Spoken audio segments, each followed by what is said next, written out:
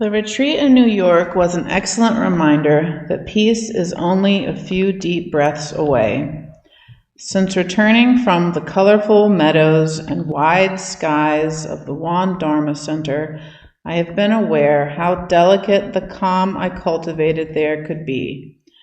I accept to a certain extent that normal life may never allow for the pervasive, tangible stillness that arises after several days in a tranquil, Eden-like setting, but every step in the right direction makes a difference.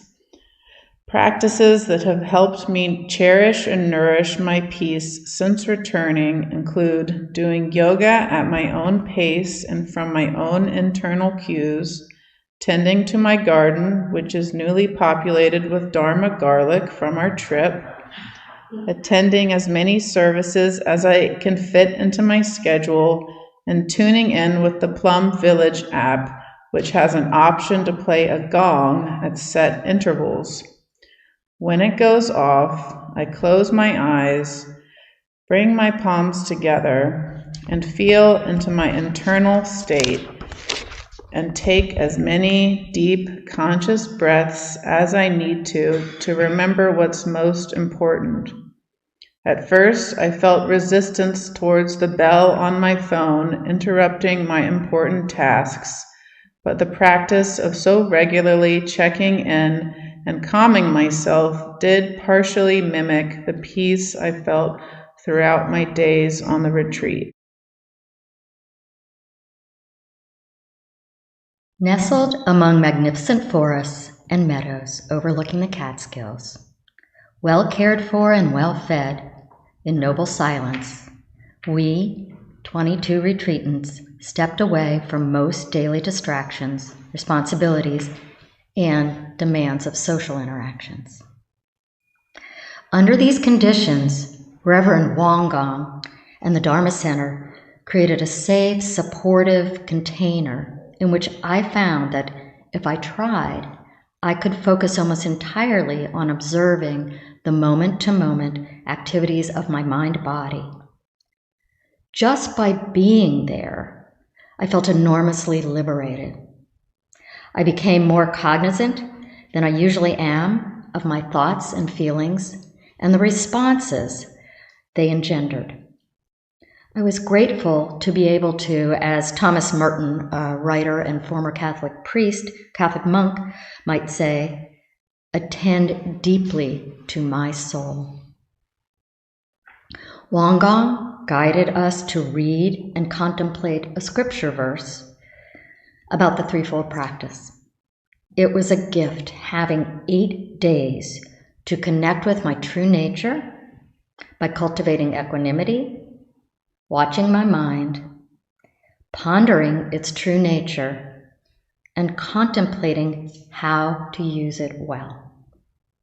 However, even with most distractions, including my cell phone, removed, and my motivation to practice primed, I quickly noticed that trying to focus continuously on my mind's workings was not a walk in the park. It took effort. Reflecting on the retreat now, however, what I notice is that whether meditating, practicing tai chi, planting and peeling garlic, or anything else, while I was there, I was often trying to find balance between making a concerted effort to focus my attention on the moment and just being in the moment. How do I make the effort needed to focus my mind while also learning to just be here now? The retreat gave me the space to work on that. Several times each day, between a hilly forest above and an expansive meadow below, we walked a beautiful wooden path that led from the meditation hall to the buildings we slept in. The path was named the Middle Way. I find this particularly apropos because I now see that my wrestling with balancing being mindful with letting go was me searching to find a middle way in each situation, seeking right mindfulness, trying to pay attention, but without goals or judgments. For example, in my journal, I wrote this just after eating breakfast. I slow down and pay attention to eating berries and yogurt. As I do, I feel deeply grateful for the nutrients in the soil and rain, for the energy of the sun, and for the labor of those who planted, nurtured, picked, washed, and served the berries. I discern the vibrance of their colors. I notice the sweet and tart tastes of their juices, their moist, fleshy pulp, their chewy, gritty skin between my teeth. I notice changes as I chew. I rely, though, on words to help me pay attention. Periwinkle, ruby, sweet, tangy, juicy, gritty. And I make a judgment, pleasurable. But these labels are inadequate to apprehend the experience. I try to let go of words. I think about the funny, simple advice Chan Master Yun Men gave that Reverend Yu shared with us today. When walking, just walk. When sitting, just sit. So how do I just eat? I break each moment down into smaller moments, waiting for a pure awareness of now that just is, in which changes occur while my mind stands still. Suddenly, I am simply just eating everything that is the berries, with no labels, no judgments, and no separate self. I wonder, is this clear, still, pure awareness my true nature? And with this question, my separate self returns. The Buddha taught that right mindfulness is mindfulness developed in the service of ending suffering.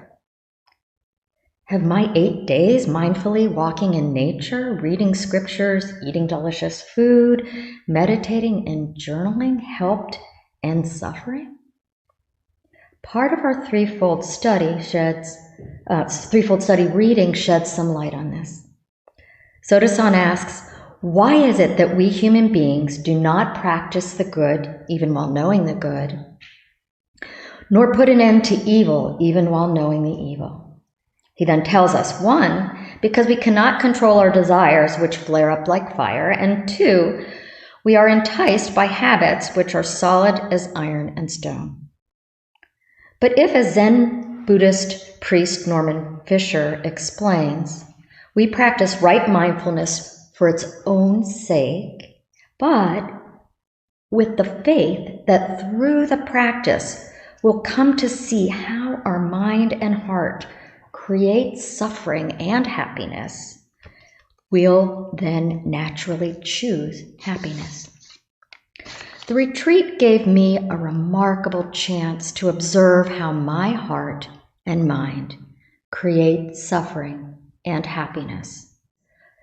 This experience cultivated awareness of the profound love, grace, and interconnectedness of the universe, which gives me faith that if I continue to practice, this awareness will help keep my conditioned habits and desires from fooling me quite as much, so that I can make more choices that lead to grace rather than harm.